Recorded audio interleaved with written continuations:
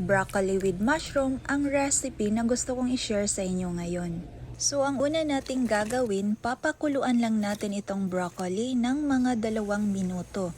And after 2 minutes, hahanguin lang natin, pagkatapos iset aside lang muna. So proceed naman tayo sa paggawa ng sauce. Naglagay lang ako ng cornstarch at amino coconut soy at maglagay din ako ng light soy sauce. Tapos 1 cup ng tubig. And then i-mix lang natin ito ng mabuti, pagkatapos iset aside lang muna.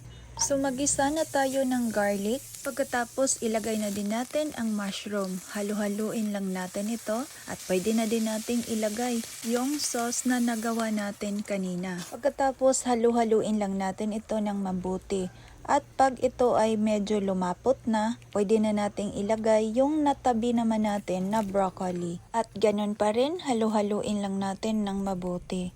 Ang paggawa pala ng sauce, depende na sa panlasa ninyo. Kung gusto nyo mas medyo maalat, pwede nyong damihan ang paglagay ng soy sauce. So ayan na nga, ito ay luto na at pwede na natin tong hanguin. Madali lang kasi itong maluto dahil malambot na yung broccoli na nilagay natin. So nag-garnish lang pala ako dito ng fried garlic, but optional lang po ito. Kung hindi kayo mahilig sa garlic, pwede nyo na po itong skip. So ito na nga yung finished product natin.